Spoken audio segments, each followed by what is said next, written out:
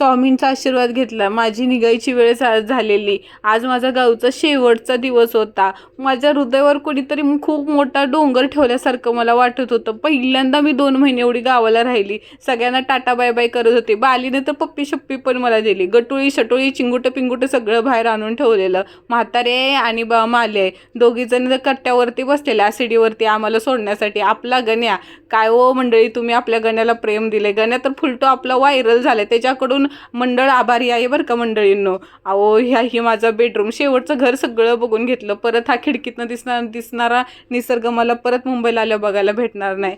शेवटचे 5-10 मिनटं रडकुंडीला आलेली म्हणून मी हॉलमध्ये बसली सगळ्यांना बघत, कोण कोण काय काय चाललंय ते.